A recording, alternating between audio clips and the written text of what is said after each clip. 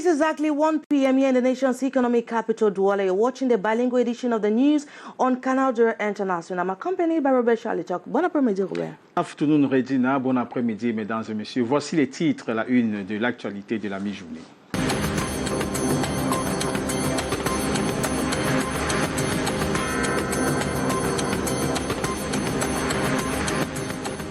Où sont passées les élites de l'arrondissement de Bembis, la localité qui abrite plus de 17 000 âmes et 61 villages, n'a ni électricité, encore moins d'eau et de routes. Le développement à Bembis a perdu tout son sens. Une main reste tendue aux élites et au gouvernement pour la renaissance de cette localité, pourtant riche en ressources naturelles. And fresh and alarming statistics on the non-operational nature of schools in the Northwest region have been made known. In the last academic year, out of 556 colleges, less than 70 were operational due to the Anglophone crisis. Now, in a bid to avert a similar situation this academic year, teachers' trade unions are meeting in Bamenda for 1 week. Les personnes âgées au cœur de l'action humanitaire de la Fondation Canal de International, Colette Chatué, directrice des opérations, et toute son équipe ont séjourné à Tchang. Objectif, apporter du réconfort aux personnes âgées vulnérables et aux déplacés du Nozo. Dans ce journal bilingue, le déroulé de cette action humanitaire. And the family of 4 that have been living under a mango tree due to lack of accommodation at the Montfebo neighborhood in Yaoundé have been rescued by elements of the Rapid Intervention Battalion, the B. Henceforth, the destitute family will live in a facility that has been rented by the B, paid for 1 year. The goodwill gesture by the B falls in line with the corporate social responsibility of the Corps. This and more coming up just in a bit.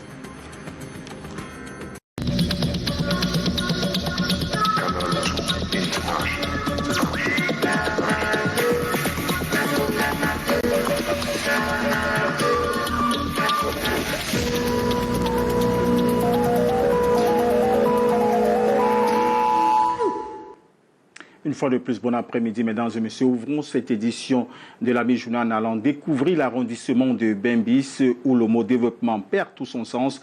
Pas d'eau potable, pas d'électricité, pas de route, encore moins d'infrastructures administratives.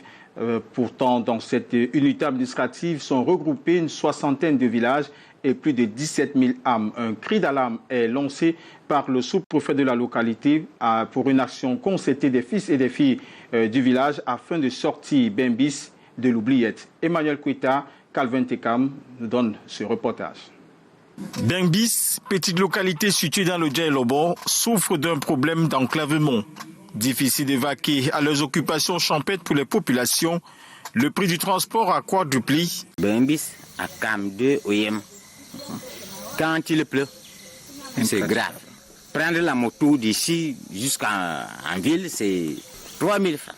Ici, le mot développement perd tout son sens. Pas de route, pas d'eau, pas d'électricité, rien que ce centre de santé qui manque de tout. L'initiative prise pour construire le pont sur la Lobo pour une durée de 24 mois est restée sans suite. Dans cette unité administrative qui s'étale sur 20 300 km², avec 60 villages et 4 groupements, y vivent 17 000 âmes. Ce n'est pas honteux du tout de le dire que Bembis a beaucoup fait du surplace. Si aujourd'hui, avec la jeunesse qui prend les rênes, nous pouvons voir de nouveaux horizons, je crois qu'on peut aller de l'avant. Pour exorciser ce qui apparaît ici comme un mauvais sort, les filles et filles de Bembis sont interpellées pour la recherche des solutions rapides, de bitumage de routes, d'indemnisation de recasement des villages, Wabizou et Awang, entre autres.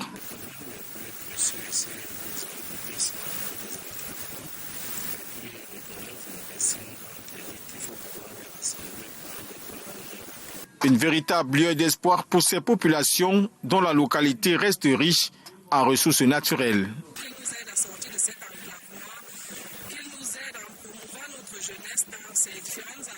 L'arrondissement de Bembis, classé dernier dans le département du Djaïlobo, attend l'appui du gouvernement et le soutien de ses élites pour sortir du tunnel où il est enfoui depuis belle lurette. Parlons maintenant du budget d'investissement public, 125 marchés publics pour une enveloppe de près de 2 milliards attribués au département du Mbam et Noubou. C'est à l'issue d'une réunion en début de semaine organisé par le comité départemental de suivi de l'exécution physico-financière du budget d'investissement public 2020 au sein du Minepat. Entre autres, le faible taux de réalisation dû à plusieurs entorses observées a été au cœur des échanges là-bas. Patrice Anaoussi, Anissé Baïha ont assisté aux travaux.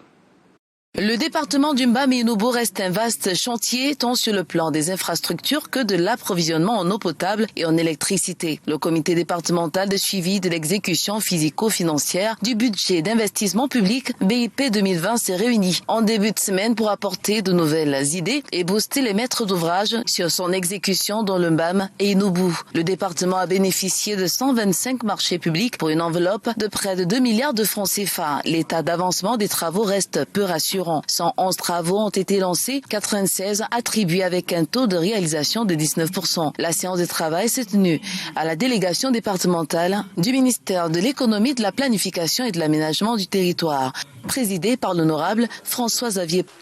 Beaucoup de choses ont été faites. Beaucoup de choses ont été faites en ce sens que les travaux sur le terrain se réalisent. Les marchés ont été passés pour la plupart. Je crois qu'on est à un taux de plus de 85%. La réalisation sur le terrain se poursuit. La commune de Deuk reste la principale attraction avec 0% du taux de réalisation de ces marchés pour cause de panne du bac qui l'a isolé du reste du département. Autre problème de retard évoqué, les problèmes de passation de toutes les commissions en raison de la pandémie à Covid-19. Tout le monde n'était pas au même niveau d'information. Les commissions ayant été mises en retard sur le terrain. Les maîtres d'ouvrage ont jusqu'à ce vendredi 9 octobre 2020 date de rigueur pour le dépôt de leurs avis auprès du contrôleur financier.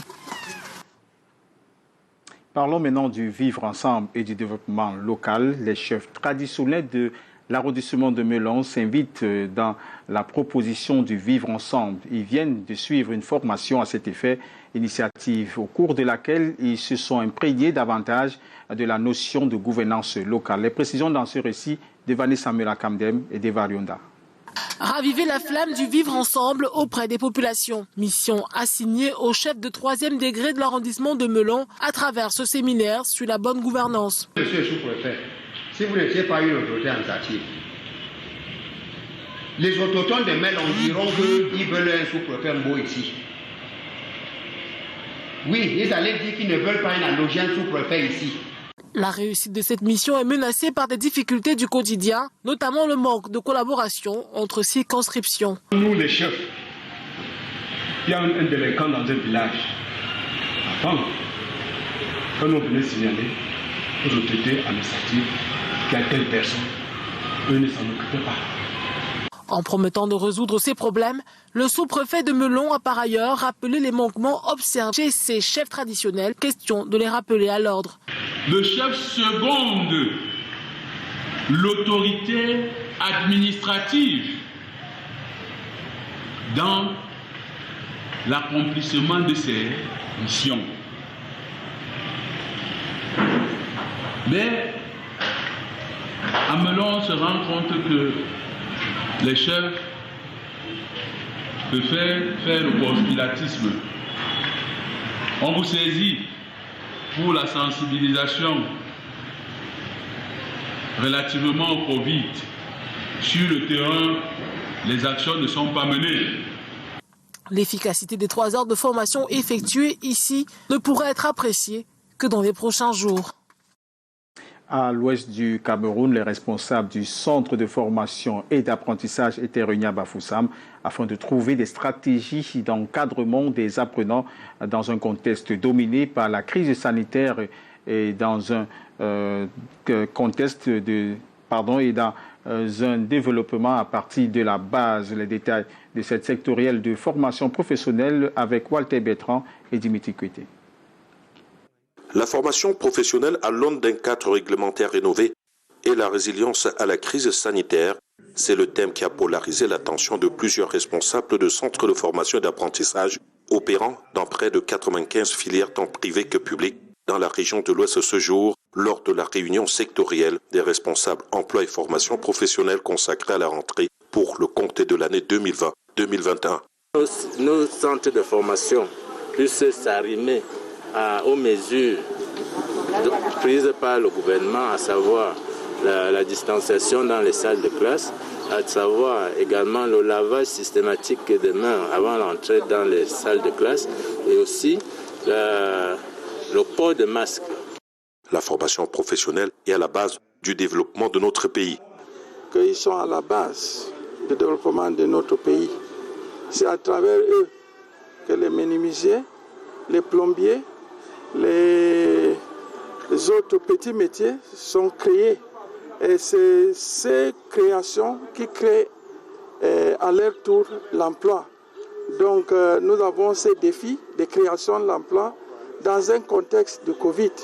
Donc il faudra qu'ils se remobilisent pour faire leur travail, pour transférer leurs compétences, en même temps en prenant des mesures de barrières de Covid. Ces centres ont pour objet d'assurer la formation initiale de toute personne désireuse d'acquérir une qualification professionnelle en apprenant un métier en vue d'occuper un emploi ordinaire ou spécialisé dans une branche quelconque d'activité. In one of our top stories in this edition of the news on Canal de International French, an alarming new statistics about the known functionality of schools in the northwest region of the country has been made known now in the last academic year. Out of 556 colleges, less than 70 were operational, and out of 220,000 students, barely 30,000 students were in school. In a bid to avert a similar situation in this academic year, teachers' trade unions are meeting in Bamenda for 1 week to discuss new strategies. More in the following report with you, Maureen D. and Annie Collins. Annie. These statistics are alarming in the education sector in the Northwest region. In the last academic year, out of 556 colleges, barely 70 were operational, and out of 220,000 students, just a handful of 30,000 went to school in the region, while about the same number went to school out of the region.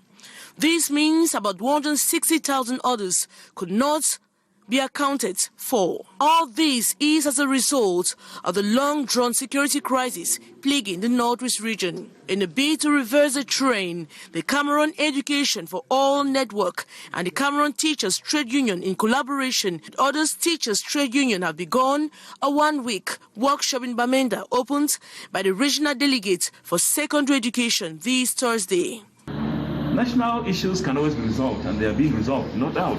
But while those things are moving on, our students, we expect to see them in class, and we must have them effectively, regularly being taught. In the basic education sector, the situation is not better. In the first school leaving certificate exams, for example, the number of candidates have been nose-diving from 4,000 before the crisis to a decimal 4,000 last year. Reason why all hands must be put on deck. We'll be having students in our classrooms who have killed, who have touched blood, who have seen their parents killed and traumatized. On the first day, seasoned pedagogues presented papers on the place of education in the spatial status and a report of the Education Commission of the Measure National Dialogue, among others. Media talks and visits to targeted institutions have also been planned. Now, to render Cameroonian companies or enterprises more competitive, stakeholders in the vocational training sector have raised the need for a competence-based approach in different training. Now, this was the essence of a public-private discussion that held in the nation's economic capital on Thursday under the auspices of the Minister of Employment and Vocational Training. Our reporter Gladys Ambo-Diban was there and now tells us more. Cameroonians now have the possibility of meeting the doctor of their choice worldwide through ISAM, an online international assistant help platform that provides healthcare concierge services. That is, it permits the patient to book for appointments, inquire, consult, or again buy their drugs online. Dr. Cham Christian, Chief Executive Officer of Africa Med, the brain behind the telemedicine platform, explains that registration into the platform that has diversified pool of doctors is free of charge. but the patient pays for the services rendered. Patients, however, are consulted from the comfort of their homes 24/7 and only meet a doctor face-to-face when necessary.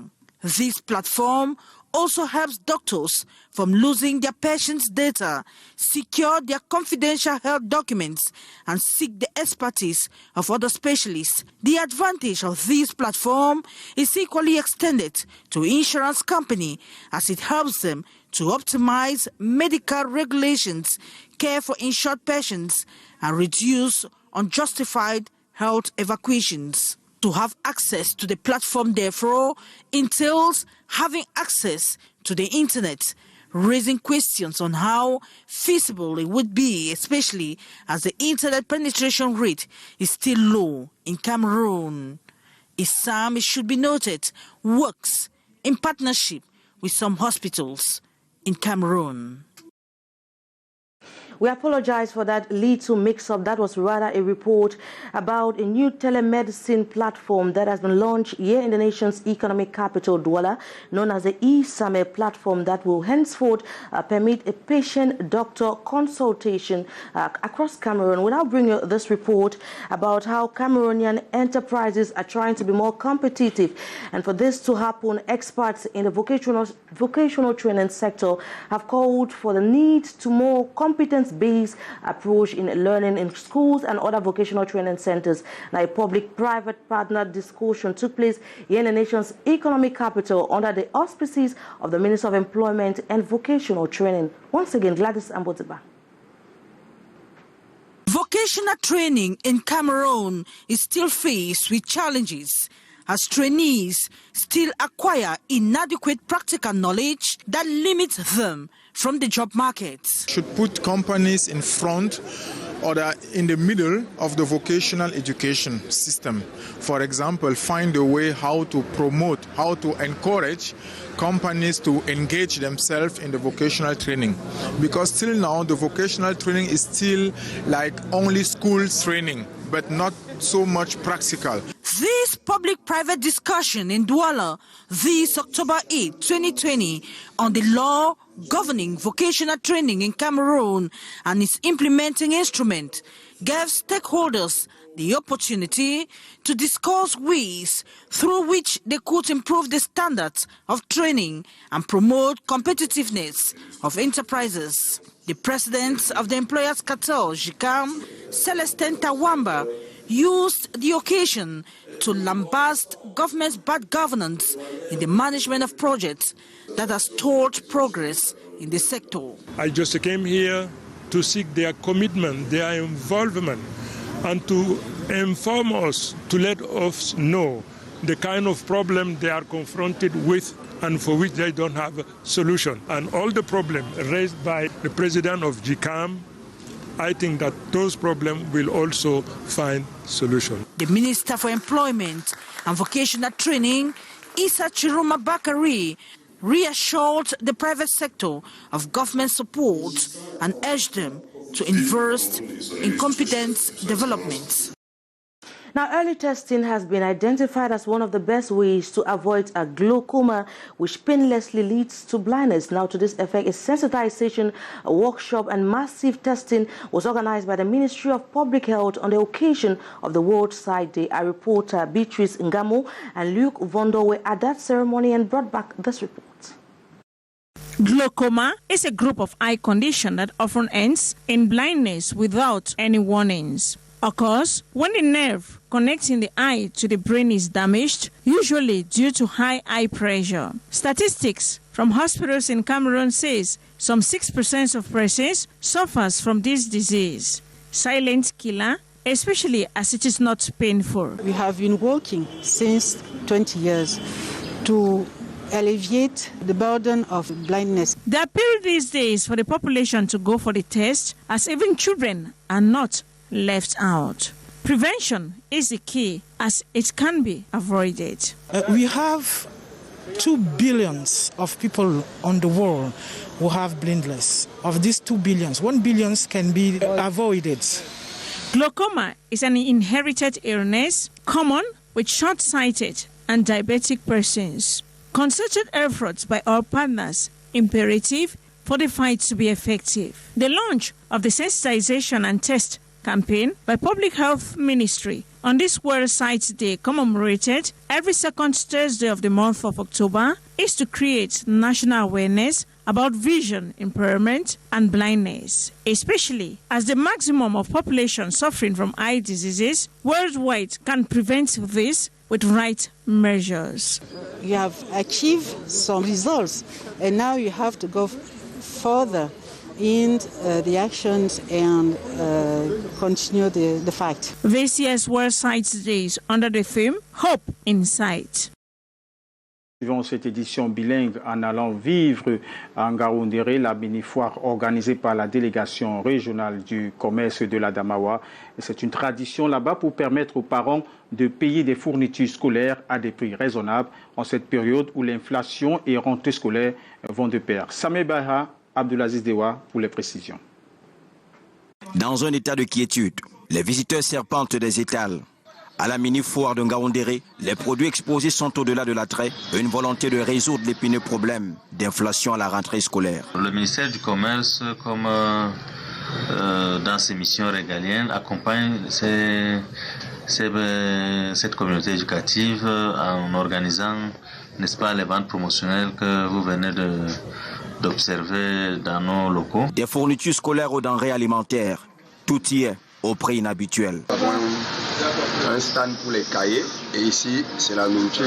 Donc on dit ventre affamé, n'a point doré pour que l'enfant ait quand même de quoi avaler.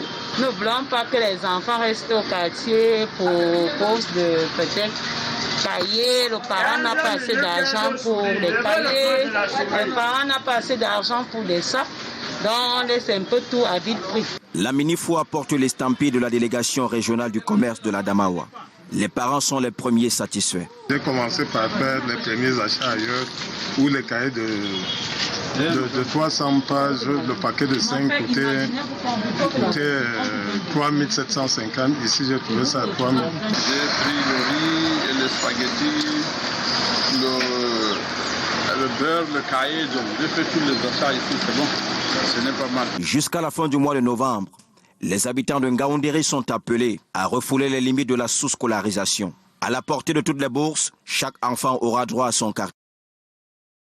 De ce geste humanitaire de la Fondation Canal 2, dans le cadre de ses missions humanitaires, la Fondation Canal 2, dirigée de main de fer par Colette Chatué, directrice des opérations à Canal 2 International, séjourne depuis quelques jours à Tcham pour apporter son soutien aux personnes âgées, vulnérables et aux déplacés du Nozo. C'est un accueil chaleureux que les populations de la cité universitaire ont réservé à la délégation de la Fondation Canal 2. Une visite de la chefferie supérieure photo s'en est suivie. Question de prendre le pouls de la cérémonie prévue ce jour, 9 octobre. C'est un reportage signé Eric Matané, Serge Tachemou. Accueil chaleureux de la Fondation Canal 2 à Tcham ce jeudi 8 octobre. Après son tour de ville, la délégation conduite par sa présidente Colette Chatué a pris son quartier général à l'hôtel Dulmat avant de se diriger vers la chefferie supérieure du groupement photo, cadre qui abritera la cérémonie de remise de dons aux personnes vulnérables, âgées et déplacées du Nozo ce vendredi 9 octobre. L'occasion était toute trouvée pour le couple Chatué de s'entretenir avec le roi photo qui s'en est suivi d'une visite de courtoisie de la chefferie dont le gardien de la tradition s'est réjoui de l'importance que porte la Fondation Canal 2 à l'endroit de la ville de Tchang en général et du groupement photo en particulier. Le Canal 2 qui vient en photo pour la seconde fois soutenir les familles vulnérables, soutenir les personnes âgées, soutenir les déplacés internes dans le cadre de la crise dans les régions du nord-ouest et du sud-ouest. Tchang est limitrophe des deux régions. Nous les avons accueillis ici, ils sont nombreux. Et l'acte que vous allez poser demain va davantage soulager leurs souffrances. Parce que vous savez, quand on quitte de chez soi, dans de pareilles conditions, c'est difficile. L'action que posera la Fondation Canal 2 à Tchang est la deuxième du genre. Il s'inscrit dans un contexte particulier au moment où le Cameroun traverse la pandémie du Covid-19 et que la ville de Tchang regorge un important nombre de déplacés internes. Une initiative justifiée par le staff de la Fondation. La crise sécuritaire qui se vit dans les régions du nord-ouest et du sud-ouest depuis quelques années a naturellement entraîné le déplacement de plusieurs concitoyens qui habitent plusieurs villes du Cameroun, parmi lesquelles celle de Kyong. Face à la difficulté, à la précarité qui régit leur quotidien, la Fondation Canal 2 International, la main sur le cœur, a décidé de leur apporter un peu de sourire, un peu de réconfort à travers un important don constitué de denrées alimentaires, de matériel de couchage et de kits scolaires pour leur permettre de préparer de la plus belle des façons la rentrée scolaire de leurs enfants. Au sortir de la chefferie, la délégation de la Fondation Canal 2 a tenu à remercier les reines-mères à travers des présents. Une joie partagée s'est manifestée par des chants et des danses. Les comptes CD, les comptes trarara, trarara, tu joues jusqu'à fin. La suite, c'est avec vous, Regina. Interesting there, Robert. And we take you to the nation's capital, Yaoundé, where the family of 4 that have been living under a mango tree due to lack of habitation in the neighborhood known as Montfebe have been rescued by elements of the Rapid Intervention Battalion, the B. Now, the family has been rented a one-room, or rather an apartment has been rented for the family by the B, and the rent have already been paid for a period of 1 year. Now, the goodwill gesture by the B falls in line with their social responsibility. Our reporter Hysen Chia and Constant Kamga have been following the story and brought back this report. A smile of hope, a smile of relief and rescue. After 3 long weeks of misery, living in open air under this mango tree, Apollonie and family can now breathe some good news. Thanks to the Rapid Intervention Battalion, the B, for a quick response. De façon exceptionnelle, le BIR pour la détresse de ces gens. In an exceptional manner, regarding the distress of these people, the B has decided to offer them a decent lodging facility. The B will offer them a lodging facility for 1 year. She equally said she wants to do little business, so the B will establish a business for her to render them autonomous. In addition, we have equally noticed that there are 2 girls amongst them of school-going age. We are going to get them registered in school. The joy of seeing the 4 walls of a house once again. This is the temporary lodging facility where the family will spend some few nights before relocating into the permanent renting structure worth 60,000 francs per month. Their gratitude is enormous. Today I'm very happy. I don't know what to say. I thank Canal 2 for being the voice of the voiceless. I have never had the courage to come to Canal 2, but as you came and made my situation known, I can only say thank you. It is worth noting that the mayor of Yaoundé 1 has equally tried taking them off the road through the social welfare with a support fund of 250,000 francs. But since the 22nd of September, all efforts to get a room of 10,000 francs per month, they explain, lasted in vain. Now, the Canal 2 Foundation is on a solidarity mission to Chang West region of the country. The group, headed by its executive director, Colette Chatri, will lend a hand of solidarity to orphans, elderly persons, and equally to internally displaced persons from the northwest and southwest regions of the country. Our reporter, William Fu, has more on that story. The Canal 2 Foundation witnessed a warm welcome in the town of Chang this Thursday, October 8. After visiting the sites of the town, the delegation, led by its president, Colette Chatri, stopped at their headquarters before heading to the Palace of Photo, the site which will host the donation ceremony of items to the needy and internally displaced persons from the northwest and southwest regions of Cameroon on Friday, October 9. They seized the opportunity to visit the palace premises and interact with the chief of the village, who appreciated the Canal 2 Foundation for its good initiative. I want to thank Canal 2 that has for the second time come to support families in need, aged and internally displaced persons due to the crisis cities in the northwest and southwest regions, with Chang being a strategic town for them, we welcome them. The initiative you have undertaken on their behalf will relieve them from the stress they are going through since they left their hometowns in critical condition. The initiative is the second ever undertaken and comes at a time when the coronavirus pandemic is wreaking havoc. Current crisis in the northwest and southwest regions has actually caused the forceful movement of people from these regions to the other towns of Cameroon, amongst which the town of Chang. Conscious of the difficulties they face on a daily basis, the Canal de Foundation has decided to come to their aid through an important donation of foodstuffs, back-to-school items, just to name these, in order to permit them prepare for the back-to-school of their children. At the point of leaving the palace, the delegation handed over gifts to the Queen Mothers, who expressed their joy through dances while waiting for this D-Day, October 9, 2020. That goodwill gesture from the Canal de Foundation brings us to the end of this edition of the Bilingual Newscast on Canal de International. Thank you so much for watching. Wish you a happy weekend. Bon week-end, Robert Charleton. Bon week-end, Regina. Et puis bonne continuité à la Fondation Canada International qui séjourne actuellement à l'ouest du Cameroun. Mesdames et messieurs, passez un très bon week-end et à lundi, même heure sur Canada International.